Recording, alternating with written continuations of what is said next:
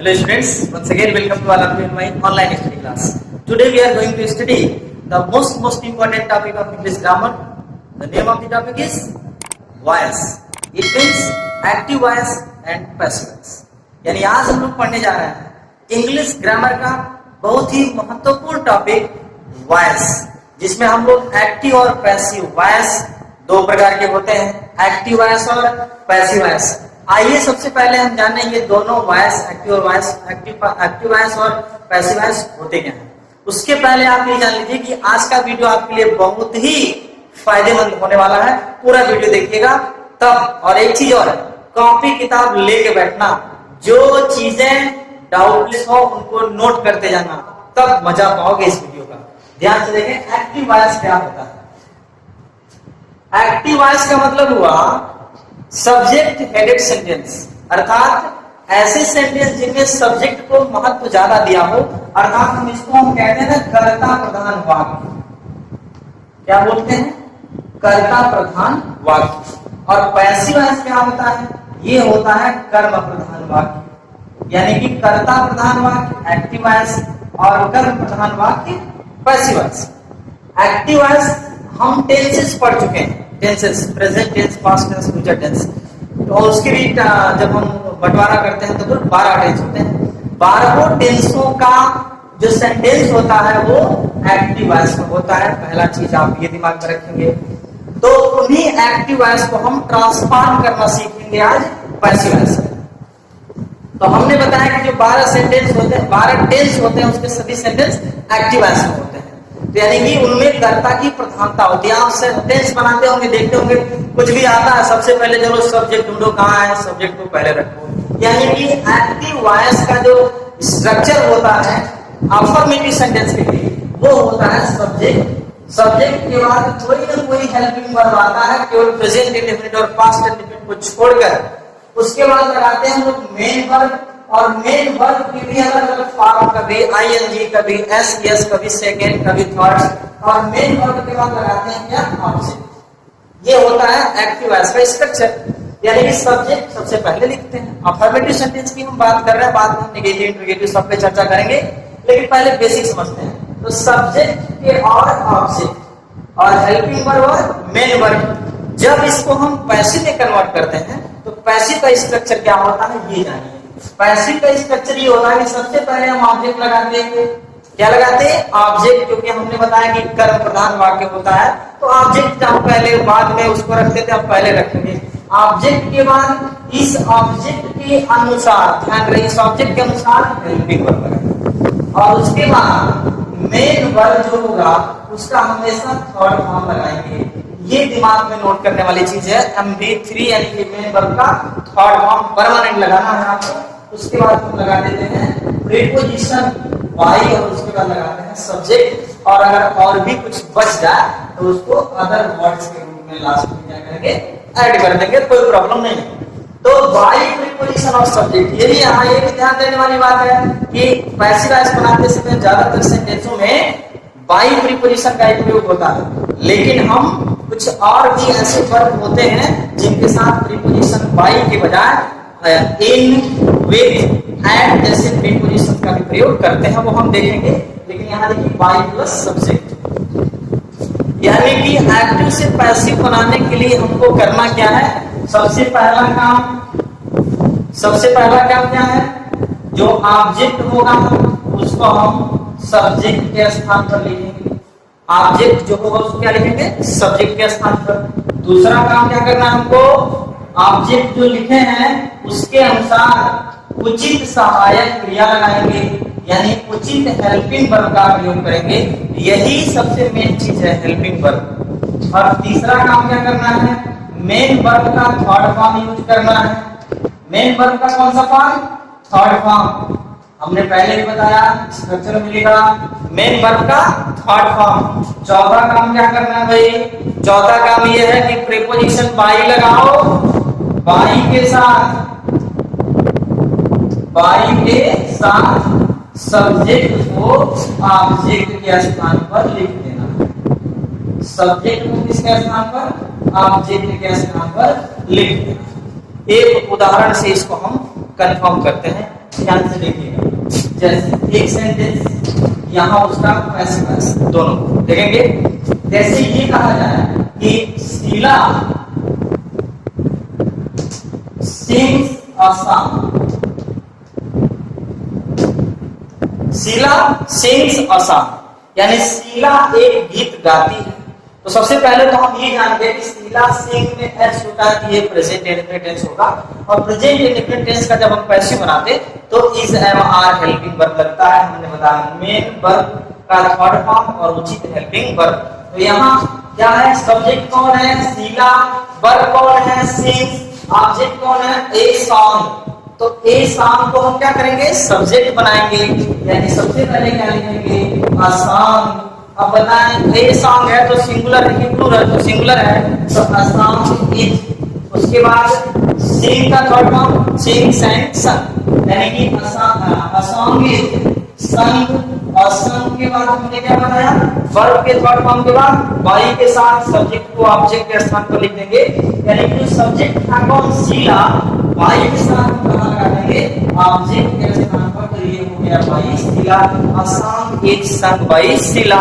पहले क्या था शीला सिंग्स अ सॉन्ग। एक चीज और ध्यान दीजिएगा, एक्टिव से पैसिव में जब हम बदलते हैं तो सेंटेंस का भाव नहीं बदलता, सेंटेंस का सेंस नहीं बदलता है। जैसे शीला गीत गाती है, इसमें क्या कहा है, एक गीत गाया जाता है शीला के द्वारा। शीला के द्वारा एक गीत गाया जाता है या शीला एक गीत गाती है। वाक्य के भाव में, वाक्य के अर्थ में कोई अंतर नहीं है। और सबसे महत्वपूर्ण चीज ये है कि जब हम सब्जेक्ट को ऑब्जेक्ट के स्थान पर और ऑब्जेक्ट को सब्जेक्ट के स्थान पर बदलते हैं, रखते हैं, तो वहां थोड़ा हमको प्रोनाउन के केस का ध्यान देना होता है। इस सब्जेक्ट जब हम ऑब्जेक्ट बनाते हैं, यहाँ तो हमने नॉमिनेटिव केस में थर्ड पर्सन को रखा है, नाउन है कोई कोई, जब वहां प्रोनाउन यूज होगा तो वो प्रोनाउन केस के अनुसार बदल जाएगा। हम जानते हैं ही, सी, इट, आई, यू, वी, दे, ये सभी लोग नॉमिनेटिव केस हैं, सब्जेक्टिव केस है, सब्जेक्ट के रूप में यूज होते हैं। तो जब अगर यहाँ आई होगा, जब उसको वहां ले जाएंगे ऑब्जेक्ट के स्थान पर, तो आई का ऑब्जेक्टिव केस यूज करेंगे हम। अभी आपको स्क्रीन पर एक सारणी दिखेगा, उसी के अनुसार हम सब्जेक्ट को ऑब्जेक्ट और ऑब्जेक्ट को सब्जेक्ट जब बदलेंगे तो उसी के अनुसार हम यूज करेंगे। सब्जेक्ट और ऑब्जेक्ट को जब हम आपस में अदला बदली करते हैं, इंटरचेंज करते हैं, तो सब्जेक्ट के स्थान पर या ऑब्जेक्ट के स्थान पर अगर कोई नाउन आया हो तो उसको तो सेम टू सेम रखते हैं, लेकिन अगर कोई प्रोनाउन आया हो, जैसे सब्जेक्ट के रूप में आई यूज हो जाए तो उसके जगह पर हम मे लगाएंगे, वी हो जाए तो उसको हम जब ऑब्जेक्ट के रूप में ले जाएंगे तो अस ले जाएंगे। जैसे आई है सब्जेक्ट के रूप में, जब ऑब्जेक्ट के रूप में यूज होगा तो मी बना देते हैं, ठीक है। अगर ऑब्जेक्ट के रूप में यूज हुआ होगा, उसको हम ला रहे होंगे सब्जेक्ट बनाने के लिए, तो पुनः आई बना देंगे। ये दोनों तरफ से होता है, ये एरो दिख रहा होगा आपको, सब्जेक्ट से ऑब्जेक्ट और ऑब्जेक्ट से सब्जेक्ट। वी को चेंज करते हैं अस में, और अगर अस को ऑब्जेक्ट बनाएंगे तो वी में। यू को यू में कोई चेंजिंग नहीं होता, ऑब्जेक्टिव केस और नॉमिनेटिव केस दोनों सेम होता है इसका। ही को हिम में, और अगर हिम है तो उसको जब सब्जेक्ट रूप में लाएंगे तो ही बना देते हैं।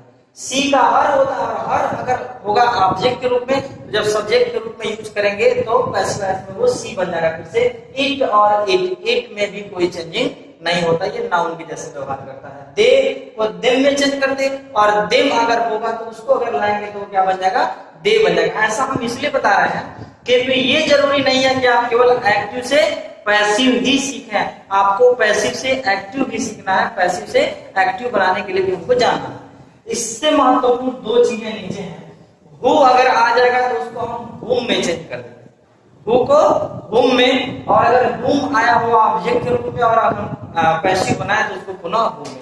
अगर कोई भी नाउन, हमने सबसे पहले यही बताया कि कोई भी नाउन आएगा तो उसमें कोई चेंज नहीं होता है, केवल उसके पहले हम प्रीपोजिशन बाई का प्रयोग करते हैं। प्रीपोजिशन बाई तो सबके साथ लगाते हैं, लेकिन यहाँ हमने मेंशन कर दिया है कोई भी नाउन आएगा तो हम उसके पहले किसका प्रयोग करेंगे, प्रीपोजिशन बाई का प्रयोग हम लोग पैसिव में करते हैं। तो ये सारे विशेष रूप से आप ध्यान से देख लेंगे कि इसमें कैसे सब्जेक्ट से ऑब्जेक्ट और ऑब्जेक्ट से सब्जेक्ट में चेंजिंग कैसे होता है। इसके बाद हम लोग देखेंगे कि एक्टिव से पैसिव बनाने के लिए हम किन किन टेंसों का एक्टिव से पैसिव बना सकते हैं। हमने पहले बताया कि कुल मिलाकर के 12 टेंस होते हैं। कितने टेंस होते हैं? तो 12। कुल 12 टेंस में से केवल कुल 12 टेंस में से केवल 8 टेंस का पैसिव बनता है। 8 टेंस का ही पैसिव वॉइस बनता है। यानी कि जो टेंस होते हैं 12 उसमें से केवल 8 टेंस का ही हम लोग पैसिव वॉइस बनाते हैं। किन किन टेंसों का बनाते हैं? ये 3 पार्ट में हमने क्यों किया? क्योंकि आप आसानी से ये प्रेजेंट, ये पास्ट, ये फ्यूचर की बात होगी। प्रेजेंट टेंस में 3 टेंसों का पैसिव वॉइस बनता है। हम जानते हैं इंडेफिनिट, कंटीन्यूअस, परफेक्ट और परफेक्ट कंटीन्यूअस, 4 पार्ट में प्रत्येक टेंस बटा हुआ है। तो सबसे पहले जानिए कि प्रेजेंट इंडेफिनिट टेंस का पैसिव वॉइस बनता है। पास्ट इंडेफिनिट टेंस का भी पैसिव वॉइस बनता है। फ्यूचर इंडेफिनिट टेंस का भी पैसिव वॉइस बनता है। फ्यूचर इंडेफिनिट टेंस का भी पैसिव वॉइस बनता है। कंटीन्यूअस में आएंगे, प्रेजेंट कंटीन्यूअस टेंस का पैसिव वॉइस बनता है। पास्ट कंटीन्यूअस टेंस का पैसिव वॉइस बनता है। और फ्यूचर परफेक्ट और फ्यूचर कंटीन्यूअस टेंस का पैसिव वॉइस नहीं बनता है। परफेक्ट में आएंगे, प्रेजेंट परफेक्ट टेंस का पैसिव वॉइस बनता है। पास्ट परफेक्ट टेंस का पैसिव वॉइस बनता है। Future perfect tense, future perfect tense का पैसिव वॉइस बनता है।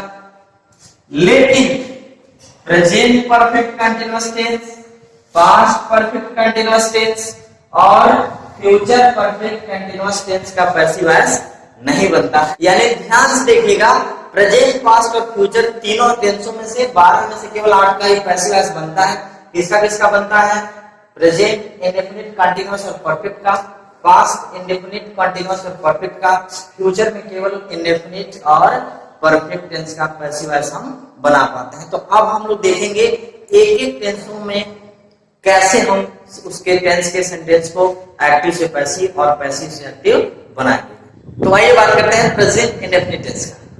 प्रेजेंट इंडेफिनिट टेंस का सेंटेंस जो होगा वो किस स्ट्रक्चर में होगा, ये सबसे पहले पहचानना जरूरी है। देखिए, जब इंग्लिश का सेंटेंस आता है प्रेजेंट इंडेफिनिट टेंस में, तो वर्ब में एस या ईएस जुड़ा होता है सिंगुलर सब्जेक्ट के साथ, और अगर प्लूरल सब्जेक्ट होगा तो एस ईएस नहीं रहता है। इसलिए प्रेजेंट इंडेफिनिट का अफर्मेटिव सेंटेंस में सब्जेक्ट वर्ब में एस ईएस या ऑब्जेक्ट दिखेगा, समझ जाएंगे प्रेजेंट इंडेफिनिट है। पैसिव बनाने का गुण हमको सीखना है। ध्यान से देखिएगा, पूरा वीडियो देखिएगा, निश्चित रूप से आज आप बहुत महत्वपूर्ण वीडियो पाने वाले हैं। पैसिव वॉइस में सबसे पहले हमने क्या बताया, बेसिक रूल पे बताया था। सबसे पहले हम क्या लगाएंगे, ऑब्जेक्ट। ऑब्जेक्ट के बाद उचित सहायक क्रिया हेल्पिंग वर्ब, सही। तो प्रेजेंट इंडेफिनिट टेंस में हेल्पिंग वर्ब लगाते इज, एम, आर। पैसिव बनाते समय ध्यान रहे, पैसिव बनाते समय प्रेजेंट इंडेफिनिट टेंस में हेल्पिंग वर्ब लगाएंगे इज, एम, आर। उसके बाद मेन वर्ब का थर्ड फॉर्म और प्रीपोजिशन बाई के साथ सब्जेक्ट। अदर वर्ड्स अगर कुछ होगा तो उसको सबसे लास्ट में। जैसे उदाहरण के द्वारा हम कंफर्म करेंगे, जितना ज्यादा एग्जांपल आप देखेंगे इतना ही कंफर्म होगा। Radha कुक्स food at home, Radha घर पर खाना बनाती है। अब प्रश्न उठता है ऑब्जेक्ट कौन है। ऑब्जेक्ट ढूंढने के लिए आपको तनिक भी घबराने की जरूरत नहीं। ऑब्जेक्ट कैसे ढूंढेंगे हम बताते हैं आपको। ऑब्जेक्ट 2 प्रकार के होते हैं भाई, एक होता है डायरेक्ट ऑब्जेक्ट और दूसरा होता है इनडायरेक्ट ऑब्जेक्ट। डायरेक्ट ऑब्जेक्ट और इनडायरेक्ट ऑब्जेक्ट। ये डायरेक्ट ऑब्जेक्ट क्या होता है, जो क्या का जवाब देता है, यानी कि जो व्हाट का रिस्पांस करता है वो कहलाता है डायरेक्ट ऑब्जेक्ट। और इनडायरेक्ट ऑब्जेक्ट क्या होता है, जो किसको का जवाब देता है, यानी कि होम को रिस्पॉन्ड करता है, उसको हम कहते हैं इनडायरेक्ट ऑब्जेक्ट। जैसे राधा खाना बनाती है, तो राधा क्या बनाती है, व्हाट। तो क्या बनाती है? जवाब दीजिए, खाना। ये फूड जो होगा हमारा क्या होगा? Object. They play football daily, वे लोग डेली फुटबॉल खेलते हैं। तो वे लोग क्या खेलते हैं? क्या खेलते हैं? फुटबॉल खेलते हैं। तो हमारा ऑब्जेक्ट कौन हुआ? Football. I teach you English, मैं आपको अंग्रेजी पढ़ाता हूं। क्या पढ़ाता हूं? अंग्रेजी। अब आप सोच रहे होंगे सारा डायरेक्ट ऑब्जेक्ट सर ने बता दिया, तो इनडायरेक्ट ऑब्जेक्ट भी ले लो। लास्ट एग्जांपल में देखो, मैं आपको अंग्रेजी पढ़ाता हूं। मैं किसको पढ़ाता हूं? आपको। मैं किसे अंग्रेजी पढ़ाता हूं? तो आपको। यानी कि ऑब्जेक्ट कौन हुआ? यू। डबल ऑब्जेक्ट है, ध्यान से देखिएगा इस सेंटेंस को। बनाते हैं पैसिव वॉइस। सबसे पहले क्या बनाना है? फूड। तो ये क्या हो गया? फूड। और फूड सिंगुलर है कि प्लूरल? जिसको हम काउंट नहीं कर पाते, ये सिंगुलर में आता है। तो इज फूड क्या हो गया? इज। फूड के साथ इज। और कुक का शॉर्ट फॉर्म क्या होता है भाई? तो cooked. Food is cooked bye Radha है तो राधा।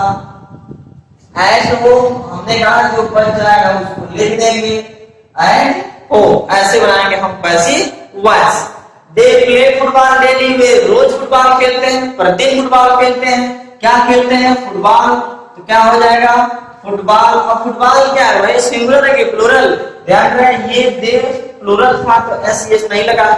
इसका मतलब ये नहीं हुआ कि हम प्लूरल ऑब्जेक्ट के प्लूरल वर्ब का प्रयोग आप करते हैं। फुटबॉल के साथ क्या लगाएंगे? इज।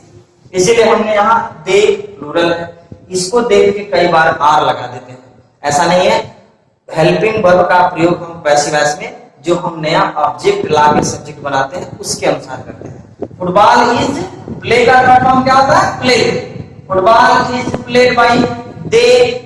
सब्जेक्टिव केस है, नॉमिनेटिव केस है, ऑब्जेक्ट के रूप में यूज होगा। तो हमने एक टेबल आपको बताया था कि दे को क्या बना देते हैं? देम बना देते हैं, बाय देम। या ये देखिए, आई टीच यू इंग्लिश, हमने कहा इस सेंटेंस को ध्यान से देखना है क्योंकि इसमें दोनों ऑब्जेक्ट है, डायरेक्ट भी और इनडायरेक्ट भी। तो आई टीच यू इंग्लिश, मैं आपको अंग्रेजी पढ़ाता हूं। क्या पढ़ाता हूं? अंग्रेजी। तो इंग्लिश, सबसे पहले क्या लगा देंगे हम? इंग्लिश। अब बताएं इंग्लिश सिंगुलर है कि प्लूरल? कोई भी सब्जेक्ट हो सिंगुलर होता है। तो इंग्लिश इज। टीच का थर्ड फॉर्म क्या होता है? Taught. English is taught you by me. By I है, यहां ले जाएंगे तो क्या बनता है? मे बनता है ऑब्जेक्टिव केस। तो ये बन गया क्या? मे। और हमने बताया कि इसमें इनडायरेक्ट ऑब्जेक्ट भी है। इनडायरेक्ट ऑब्जेक्ट किसे या whom से रिस्पॉन्ड करने वाला या लिविंग थिंग्स, और डायरेक्ट ऑब्जेक्ट क्या से रिस्पॉन्ड करने वाला या नॉन लिविंग थिंग्स। तो यहाँ यू को अगर बनाएंगे तो हम जानते हैं यू का नॉमिनेटिव केस और ऑब्जेक्टिव केस सेम होता है, यू का यू ही रह जाता है। इसलिए यहाँ आएगा क्या बन जाएगा? यू। अब देखें यू क्या है? प्लूरल में काउंट होता है। तो क्या हो जाएगा? You are. टीच का थर्ड फॉर्म, हेल्पिंग वर्ब के बाद वर्ब का थर्ड फॉर्म। तो taught, you are taught by, you are taught English. You are taught English by me. ये आई टू मी बनेगा ही बनेगा। ओके। एक चीज और आप जान लीजिए इस सेंटेंस में, ये जो अदर वर्ड्स के रूप में जो बच रहा है उसको लास्ट में भी लिख सकते हैं। जैसे यू है, अगर हम ये लिखें English is taught by me, you को बाहर लिखेंगे तो टू यू लिखते हैं, ये ध्यान देंगे। अगर इंग्लिश प्रोनाउन होगा तो प्रोनाउन को छोड़ के अगर जैसे इनडायरेक्ट ऑब्जेक्ट को लास्ट में लिखेंगे तो टू लगा के लिखेंगे, लेकिन अगर डायरेक्ट ऑब्जेक्ट है तो वैसे लिख देंगे, जैसे you are taught by me English, ये भी हो सकता है। तो इस तरह से हम अफर्मेटिव सेंटेंस का एक्टिव से पैसिव बनाएंगे। आइए नेगेटिव सेंटेंस में देखते हैं। जैसा कि नेगेटिव सेंटेंस में डू नॉट या डज नॉट दिखाई देगा प्रेजेंट इंडेफिनिट के, इसलिए सब्जेक्ट डू नॉट या does not verb first form में होता है और ऑब्जेक्ट, और अगर कुछ और भी अदर वर्ड्स कॉम्प्लीमेंट के रूप में आएगा तो उसको रहेगा, तो ऐसा बनाएंगे हम। ऑब्जेक्ट पैसिव ऐसे बनाते हैं, सबसे पहले क्या लिखेंगे? ऑब्जेक्ट। और जब नेगेटिव होगा तो हमारा हेल्पिंग वर्ब इज नॉट लगा देना है, उसके बाद वर्ब का थर्ड फॉर्म बाय ऑब्जेक्ट। यानी कि हमको अगर नेगेटिव सेंटेंस होगा तो पैसिव भी नेगेटिव में बनाना है। जो भी हेल्पिंग वर्ब लगाएंगे चाहे किसी भी टेंस में, आप दिमाग में रख लेना, किसी भी टेंस का पैसिव वॉइस अगर बनाना है नेगेटिव का तो सही सही हेल्पिंग वर्ब लगा के नॉट लगा देना है, बाकी प्रोसेस सेम है। उदाहरण से कंफर्म करते हैं, I do not write a letter, मैं एक पत्र नहीं लिखता हूं। क्या नहीं लिखता हूं? एक पत्र, ऑब्जेक्ट मिला, क्या का जवाब दे रहा है, व्हाट का रिस्पॉन्ड कर रहा है। I do not write a letter, object कौन है, अ लेटर, तो सबसे पहले क्या लिखेंगे, अ लेटर। अ लेटर के साथ क्या लगना है, इज ऑन नेगेटिव है तो not, a letter is not. Write का थर्ड फॉर्म क्या होता है, written. A letter is not written by, I है तो क्या बनाते हैं, मी बनाते हैं। The washerman does not wash my clothes, धोबी मेरे कपड़े नहीं धोता है, क्या नहीं धोता है, मेरे कपड़े। माई क्लॉथ्स, तो सबसे पहले क्या लिखेंगे, ऑब्जेक्ट हो गया हमारा माई क्लॉथ्स, और माई क्लॉथ्स के साथ सिंगुलर है या प्लूरल, क्लॉथ्स ढेर सारे कपड़े हैं। My clothes are not, wash का थर्ड फॉर्म होता है wash, my clothes are not washed by, ये वॉशरमैन आ गया तो क्या करें भाई, नाउन है, सेम टू सेम लिखेंगे, हमने पहले बताया था, the washerman by the washerman. तो ऐसे करके हम क्या करेंगे, कोई भी नेगेटिव सेंटेंस आएगा तो उसका एक्टिव से पैसिव बना। आइए देखते हैं इंट्रोगेटिव सेंटेंस को हम एक्टिव से पैसिव कैसे बदलेंगे। इंट्रोगेटिव, दो प्रकार के इंट्रोगेटिव होते हैं, सेंटेंस के टाइप में पढ़े होंगे। एक होता है yes or no type interrogative sentence, जो हेल्पिंग वर्ब से स्टार्ट होता है इंग्लिश में, और क्या से स्टार्ट होता है हिंदी में। और एक होता है question word type interrogative sentence, जिसमें इंग्लिश का सेंटेंस क्वेश्चन वर्ड से स्टार्ट होगा, जैसे व्हाट, हाउ, व्हेन, वेयर, किसी भी क्वेश्चन वर्ड से स्टार्ट होगा, और जो हिंदी का सेंटेंस होगा उसमें क्वेश्चन वर्ड कहीं कहीं बीच में आता है। तो सबसे पहले interrogative type A, yes or no type, do does, subject verb का फर्स्ट फॉर्म ऑब्जेक्ट, अगर ऐसा इस स्ट्रक्चर का सेंटेंस देगा, या सबसे पहले क्वेश्चन वर्ड होगा, उसके बाद डू डज सब्जेक्ट वर्ब का फर्स्ट फॉर्म ऑब्जेक्ट हो सकता है। तो जब पैसिव बनाएंगे हम, तो अगर सेंटेंस इंट्रोगेटिव तो पैसिव भी इंट्रोगेटिव, अगर सेंटेंस नेगेटिव तो पैसिव भी नेगेटिव, और अगर सेंटेंस अफर्मेटिव तो पैसिव भी अफर्मेटिव बनाएंगे, इस बात का आप ध्यान रखें। तो इसलिए सबसे पहले हम हेल्पिंग वर्ब जो है इस्तेमाल लगा रहे हैं प्रेजेंट टेंस, उसी को पहले लगाएंगे, उसके बाद ऑब्जेक्ट, ये ऑब्जेक्ट के अनुसार इस्तेमाल लगाएंगे। एक बार फिर बता रहे हैं, वर्ब का third form by subject, other words कुछ होगा तो, या अगर क्वेश्चन वर्ड होगा तो क्वेश्चन वर्ड सबसे पहले, उसके बाद इस्तेमाल, उसके बाद ऑब्जेक्ट, वर्ब का थर्ड फॉर्म बाई सब्जेक्ट। यानी कि जब भी पैसिव बनाएंगे तो वर्ब का third form by subject, confirm है, ऑब्जेक्ट सही से चयन करना है। डू यू रीड नॉवेल, क्या तुम उपन्यास पढ़ते हो, मैं पूछ रहा हूं कि क्या तुम उपन्यास पढ़ते हो, तो क्या पढ़ते हो, उपन्यास पढ़ते हो। ऑब्जेक्ट हमारा कौन है, नॉवेल, और नॉवेल के अनुसार यहां सबसे पहले हमको इज एम आर में से क्या लगाना पड़ेगा,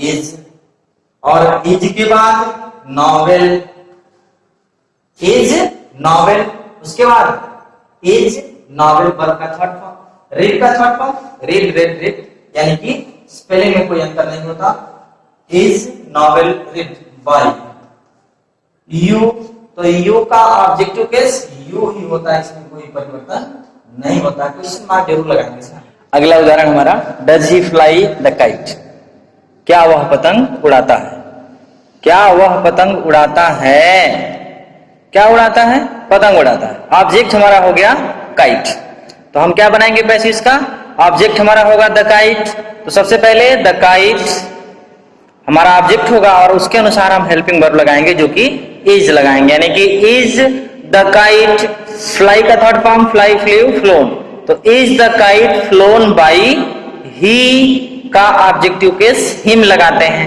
तो हो गया ही का ऑब्जेक्टिव केस हिम, यानी कि is the kite flown by him.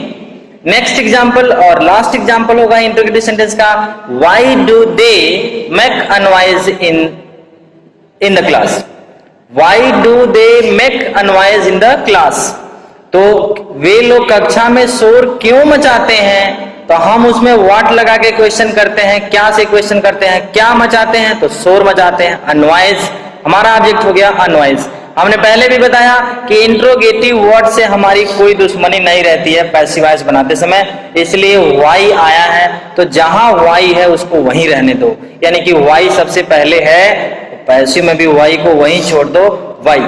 उसके बाद हेल्पिंग वर्ब, तो हेल्पिंग वर्ब क्या लगाएंगे, अनवाइज के साथ, जब अनवाइज है तो is, Y is unwise, make का third form made by them in the class, यानी कि Y is unwise made by them in the class.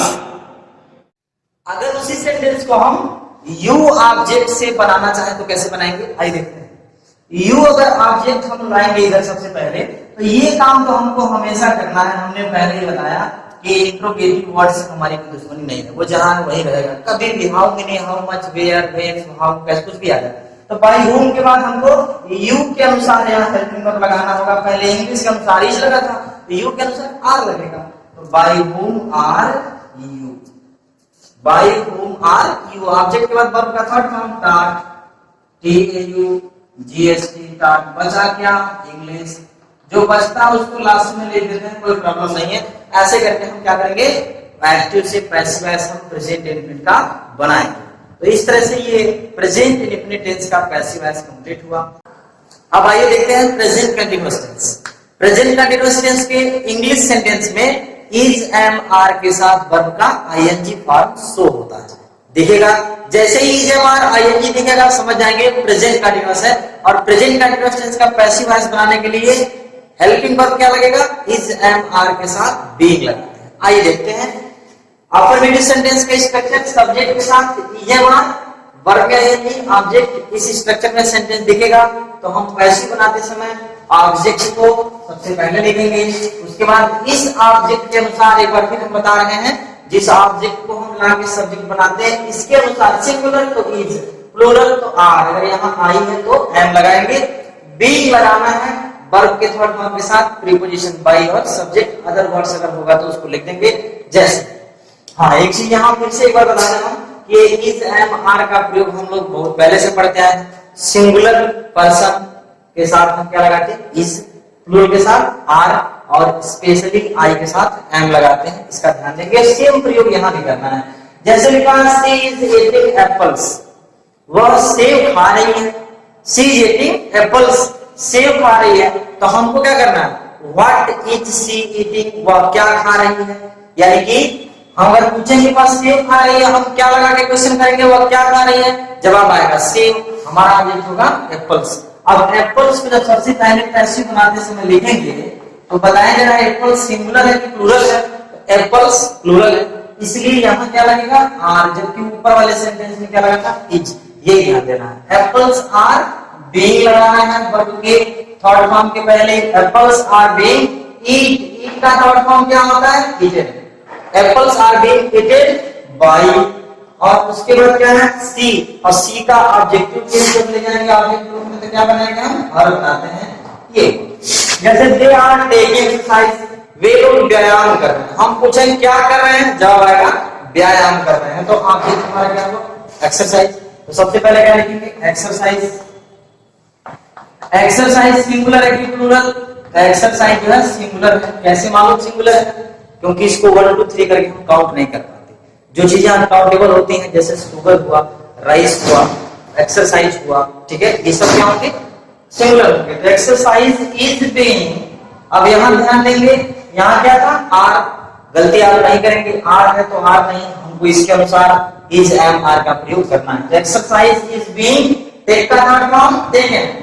Exercise is being taken, taken के बाद बाय, और बाय के बाद दे बनाते हैं इसमें दे। एक और उदाहरण देखते हैं, I am watching movie this time. अगर कोई पूछे व्हाट आर यू डूइंग, तो बोलते हैं I am eating, I am drinking, I am writing, I am reading novel, just like I am watching movie this time. तो मैं इस समय मूवी देख रहा हूँ, पिक्चर देख रहा हूँ, फिल्म देख रहा हूँ। क्या देख रहा हूँ, फिल्म। तो मूवी सबसे पहले क्या लिखेंगे, मूवी। और मूवी क्या सिंगुलर है, तो मूवी इज बीइंग। अब यहाँ भी देखिए हेल्पिंग वर्ब का फंडा, यहाँ क्या था एम, लेकिन यहाँ क्या लग गया इज। क्यों इज लगा, क्योंकि हमको इसके अनुसार लगाना है, इज एम आर। तो मूवी इज बीइंग, वॉच का थर्ड फॉर्म होता है watch. Movie is being watched by, I क्या आते हैं मी, दिस टाइम। अगर दिस टाइम को अंदर लिख सकते हैं, दिस टाइम। तो ऐसे करके हम अफर्मेटिव सेंटेंस का एक्टिव से पैसिव बनाएंगे। आइए अब नेगेटिव देखते हैं।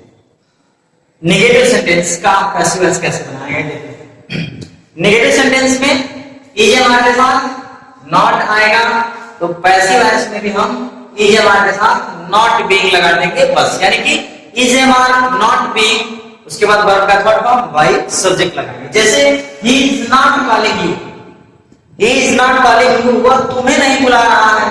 He is not calling you, वह आपको नहीं बुला रहा है। किसे नहीं बुला रहा है? तुम्हें, यानी कि आपको, यू। तो सबसे पहले क्या लिखेंगे? यू। सबसे पहले क्या लिखेंगे? यू। और यू के बाद, यू के साथ हम इज मार्कर से क्या लगाते हैं? आर। यू आर नॉट, उसके बाद क्या लगाना हमको? बीइंग, यही छूटता है। You are not being called, you are not being called भाई, ही को क्या बनाते? Him. Next example, the students are not doing their homework, विद्यार्थी अपना गृह कार्य नहीं कर रहे हैं। क्या नहीं कर रहे हैं? गृह कार्य, लेकिन देयर होमवर्क, अपना गृह कार्य नहीं कर रहे हैं। यानी कि होमवर्क का ये पॉसेसिव केस उसके पहले देयर लगा है, तो पूरा देयर होमवर्क हमारा ऑब्जेक्ट होगा। यानी सबसे पहले क्या लिखेंगे? Their homework, their homework. और देयर होमवर्क के साथ क्या लगाना है? इज। होमवर्क सिंगुलर क्या आएगा? There homework is not being, there homework is not being, doing का third form do, did, done होता है, तो ये क्या हो जाएगा? डन। और done by the students, third person है, तो ये कोई परिवर्तन नहीं करते। द स्टूडेंट्स नाउन है, कोई चेंजिंग नहीं होगा। The students. इंट्रोगेटिव सेंटेंस देखते हैं।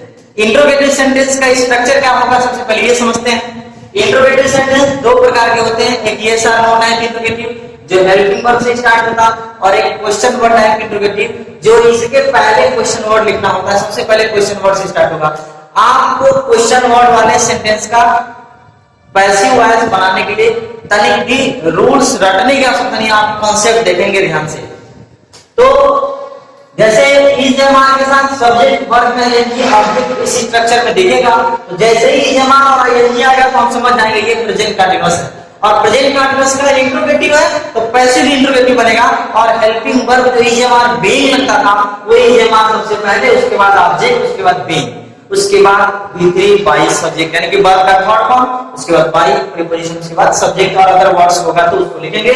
जैसे is your father reading newspaper, प्रश्न पूछ रहा है कि क्या आपके पिताजी अखबार पढ़ रहे हैं?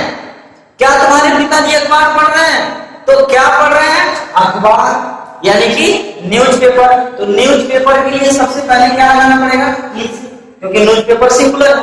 Is newspaper, is newspaper. उसके बाद ऑब्जेक्ट पर बीइंग लगाना है, तो बीइंग। रीड का थर्ड फॉर्म भी रीडिंग होता है। Is newspaper being read by your father, noun है तो योर फादर, कोई चेंजिंग नहीं करते इसमें। और अगला देखते हैं, are you cleaning the room, क्या तुम कमरे की सफाई कर रहे हो? पूछ रहा है क्या तुम कमरे की सफाई कर रहे हो, या क्या तुम कमरा साफ कर रहे हो? क्या साफ कर रहे हो? कमरा। किसकी सफाई कर रहे हो? कमरे की। द रूम, तो सबसे पहले क्या लिखेंगे? इज लगाना पड़ेगा। Is the room, is the room. उसके बाद क्या लगाना है? बीइंग लगाना है। Is the room being. Clean का थर्ड फॉर्म क्लीन, और क्लीन्ड बाई यू है तो इसमें चेंजिंग नहीं होता, ऑब्जेक्टिव केस यू ही रहता है। Next, is she not learning her lesson, बहुत ही महत्वपूर्ण उदाहरण है केस समझने के लिए, पॉसेसिव केस और nominative case. Is she subject हो गया, हर लेसन ऑब्जेक्ट, क्योंकि क्या वह अपना पाठ याद कर रही है? क्या याद कर रही है? अपना पाठ, हर लेसन। अब हमने आपको एक चीज बताया था कि हर को जब ले आते तो वो सी में चेंज होता है, लेकिन यहाँ हर के साथ लेसन है, यानी कि ये ऑब्जेक्टिव केस नहीं है, पॉसेसिव केस है। सी का ऑब्जेक्टिव केस हर होता है, पॉसेसिव केस भी हर होता है। ये पॉसेसिव केस है, ऑब्जेक्टिव केस नहीं है। तो पूरा हर लेसन जब यहाँ आएगा तो सी लेसन नहीं होगा, ये ध्यान देंगे आप। अन्य किसी में ऐसा नहीं होता है, केवल इसी में थोड़ा कंफ्यूजन होता है, इसलिए हमने कंफर्म करने के लिए एग्जांपल्स लिख दिया। हर लेसन, तो हर क्या है? पॉसेसिव केस है, इसलिए यहाँ उसमें कोई परिवर्तन नहीं होगा, यानी कि is her lesson, is her lesson. अब नेगेटिव सेंटेंस है कि is she not learning her lesson, तो हमारा जो सेंटेंस होगा पैसिव का वो भी इंट्रोगेटिव नेगेटिव में ही होगा। Is her relation not being, being के पहले नॉट लगाते थे हम लोग नेगेटिव में, वही है is her relation not being. Learn का थर्ड फॉर्म होता है लर्न्ड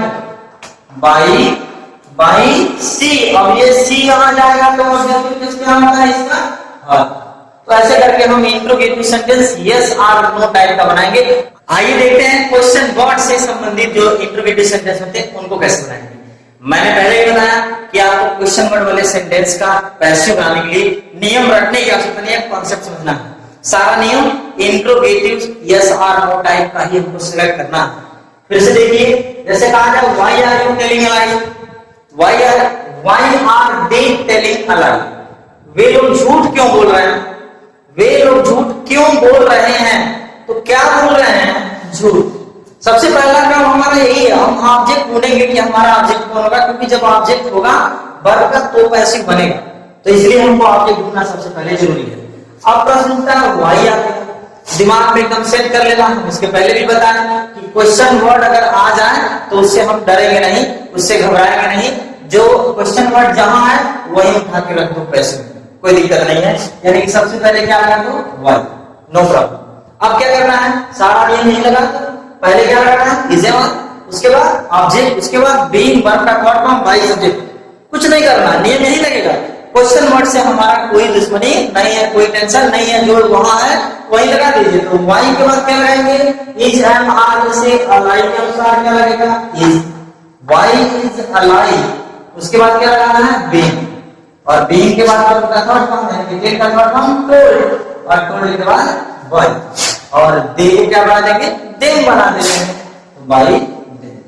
कोई भी इंट्रोगेटिव वर्ड वाला सेंटेंस हो उसके लिए हमको इंट्रोगेटिव वर्ड सबसे पहले तो भी था और पैसिव भी रहेगा। एक और देखते हैं, who is calling you at the gate, आपको गेट पर दरवाजे पर कौन बुला रहा है, तुम्हें दरवाजे पर कौन बुला रहा है, किसे बुला रहा है तुम्हें।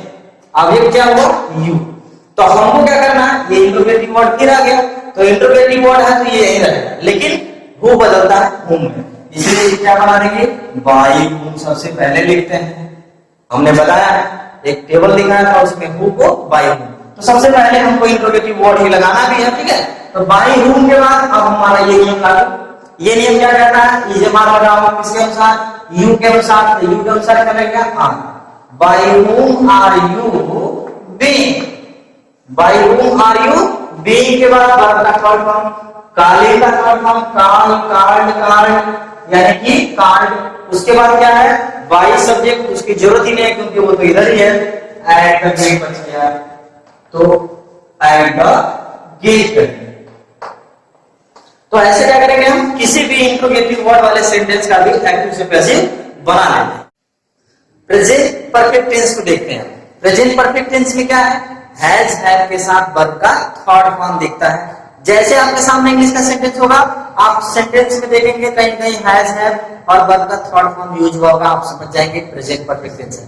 पैसिव वॉइस बनाने के लिए क्या करेंगे, हेल्पिंग वर्ब हम हैज बीन या हैव बीन का प्रयोग करते हैं। बाकी बेसिक रूल आपको ऑलरेडी मालूम है, object has have been, verb का थर्ड फॉर्म बाई सब्जेक्ट। देखिए ध्यान से, सब्जेक्ट हैज हैव के साथ वर्ब का थर्ड फॉर्म ऑब्जेक्ट होगा।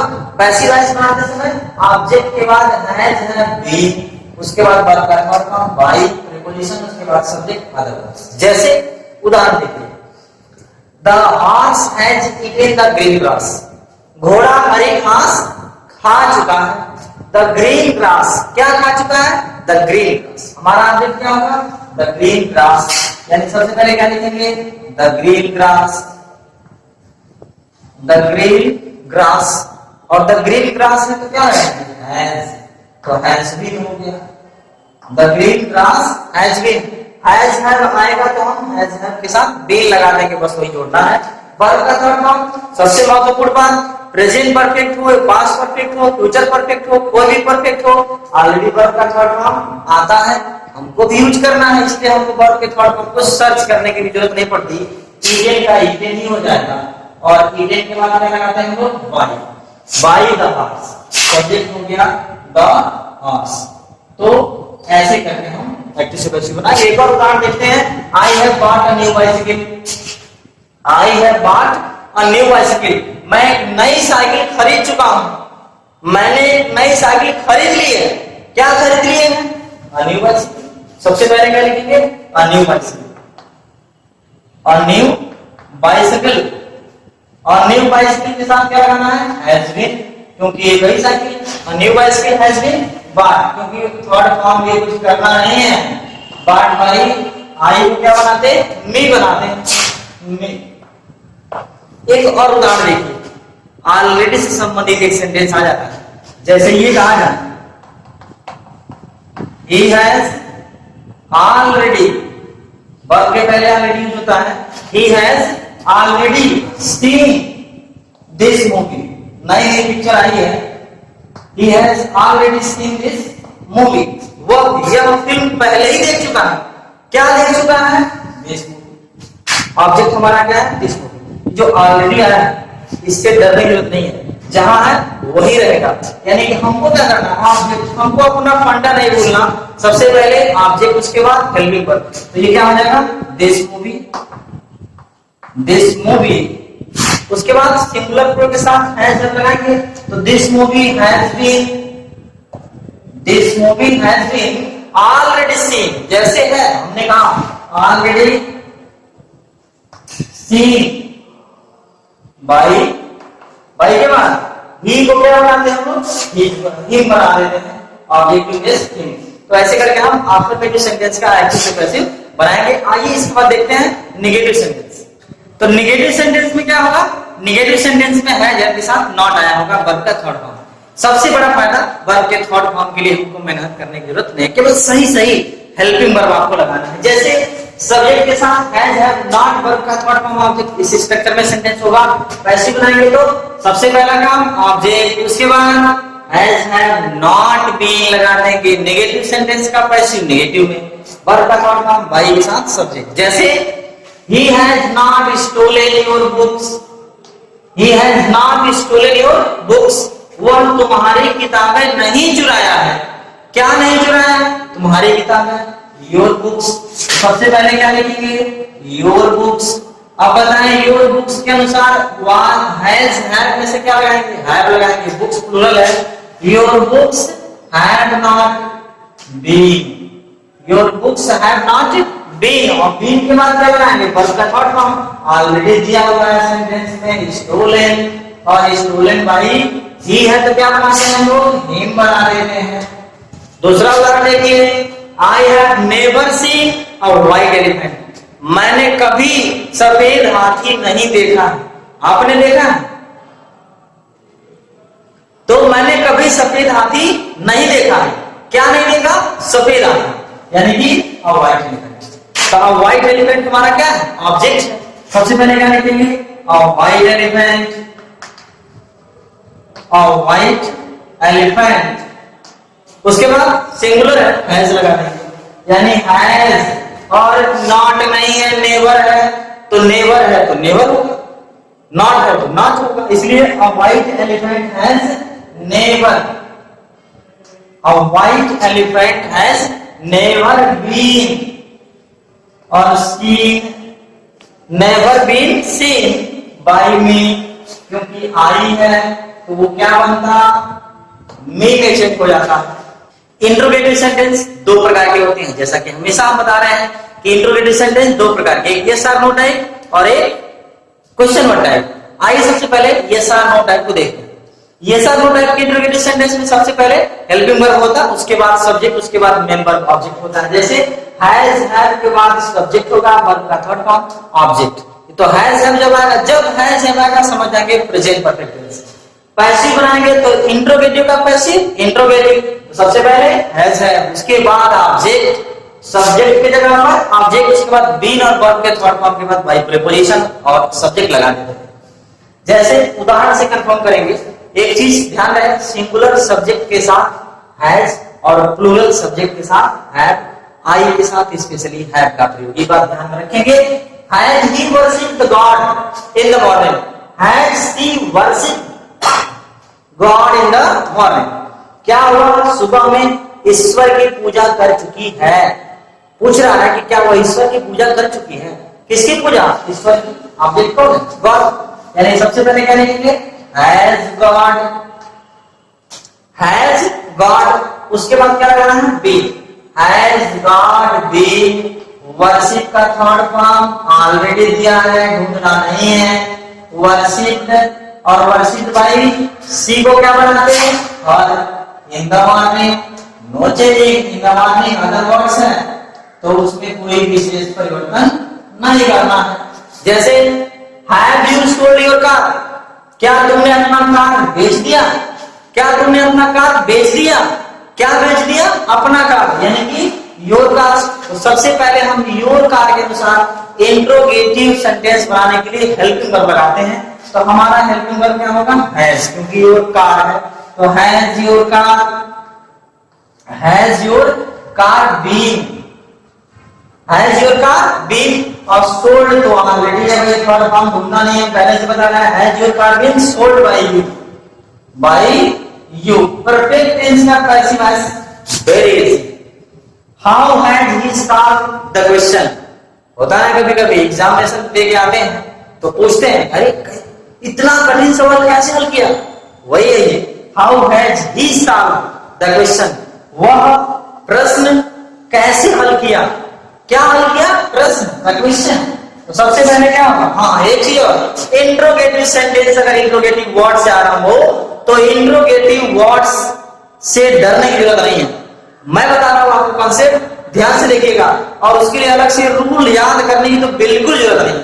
आपको यही देखना है, यही नियम लगेगा, चाहे वो इंट्रोगेटिव वर्ड वाला हो या हेल्पिंग वर्ब वाला हो या WHU हु वाला सेंटेंस हो, सबके लिए यही नियम लगाना। कैसे लगाना है मैं बताता हूं आपको। अगर कोई इंट्रोगेटिव वर्ड आ जाए तो वो सबसे पहले आता है, तो हमारे क्वेश्चन में भी वो सबसे पहले आएगा, नो प्रॉब्लम। आ गया, अब क्या करना? यही नियम लगाना है। हैज जब लगाओ किसके अनुसार? द क्वेश्चन के। हाउ के बाद क्या लगाएंगे? तब हैज, क्योंकि हैज जब के बाद ऑब्जेक्ट लगाना है। How has the question, how has the question been, been कहां से आ गया? हैज हैव बीन लगाते हैं पैसिव में, बीन के बाद वर्ब का third form solve, SOLVE, solve by subject. तो बाई के बाद क्या? सब्जेक्ट हमारा ही है, यहाँ क्या बन जाएगा? By him.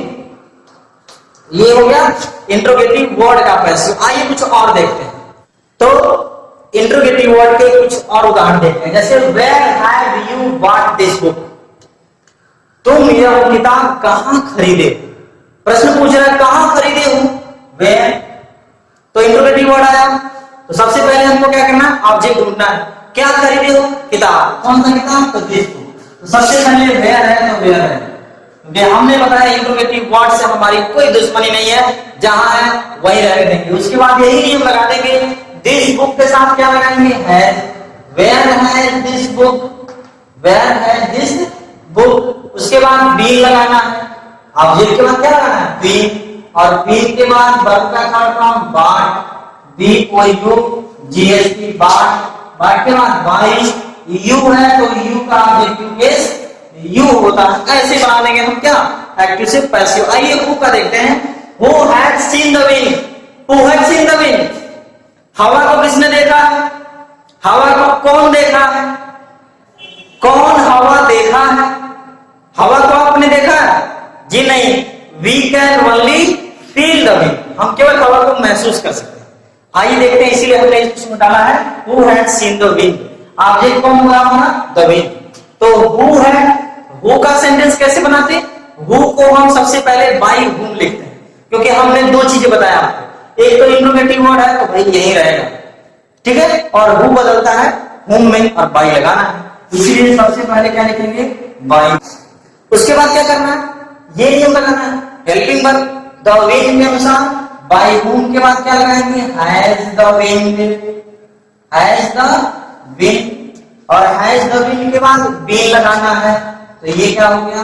बीन। उसके बाद वर्ब का थर्ड फॉर्म, तो वर्ब का थर्ड फॉर्म सी, एक्टिव में भी आना है और पैसिव में भी आएगा। उसके बाद क्या करना है? तो बाई सब्जेक्ट लगाना ही नहीं है, क्योंकि अपने आप में हु ही सब्जेक्ट है और पहले लिखा गया बाई के रूप में, इसलिए लास्ट में नहीं, सबसे पहले लिखते हैं। ये हो गया हमारा हु वाले सेंटेंस का पैसिव। एक और देखते हैं, who has taught you English, आपको अंग्रेजी कौन पढ़ाया? आपको अंग्रेजी कौन पढ़ाया? क्या पढ़ाया? अंग्रेजी। किसे पढ़ाया? आपको, तुमको। तो यू भी है और इंग्लिश भी है। एक बार फिर आ गया डबल ऑब्जेक्ट, डायरेक्ट ऑब्जेक्ट भी, इनडायरेक्ट ऑब्जेक्ट भी। अगर हम इनडायरेक्ट ऑब्जेक्ट से बनाएंगे यू से तो कुछ और होगा, लेकिन सबसे पहले तो हमको बाई मूल लगाना ही लगाना है, इसमें कोई शर्त नहीं। इसके बाद अगर इंग्लिश से बनाएंगे तो यहाँ एज इंग्लिश लिखना पड़ेगा। क्यों लिखना पड़ेगा? क्योंकि इंग्लिश अपने आप में एक सब्जेक्ट है जो कि सिंगुलर होता है। और उसके बाद बीन, बीन के बाद वर्ब का थर्ड फॉर्म टाउट, TAUGH, टाट यू, टाट यू। अगर हम यू से बनाते हैं तो क्या होगा? सबसे पहले बाई ऊन तो लगाना ही लगाना है। बाई ऊन के बाद क्या लगेगा तब? हैव। क्यों हैव लगेगा? क्योंकि यू का subjective case noun Edifice you होता है, प्लूरल में काउंट होता है। तो by whom have you been taught English, TAUGH, taught English. तो इस तरह से डियर स्टूडेंट्स, पैसिव वॉइस पूरे प्रेजेंट टेंस का, प्रेजेंट इंडेफिनिट, प्रेजेंट कंटीन्यूअस और प्रेजेंट परफेक्ट टेंस का, तीनों प्रेजेंट के पार्ट का हमने पैसिव वॉइस बनाना सीखा। और इसके बाद आपको नेक्स्ट वीडियो में पास्ट के तीनों इंडेफिनिट, कंटीन्यूअस और परफेक्ट के वीडियो मिलेंगे। और उसके बाद तीसरे में फ्यूचर इंडेफिनिट और फ्यूचर परफेक्ट टेंस का पैसिव वॉइस मिलेगा। आपको 3 पार्ट में वॉइस का वीडियो मिलेगा। तो डियर स्टूडेंट्स, निश्चित रूप से आपको वीडियो पसंद आया होगा। अगर पसंद आए तो कमेंट बॉक्स में जरूर बताएं। आज के लिए बस इतना ही, मिलते हैं नेक्स्ट वीडियो में, तब तक के लिए गुड बाय।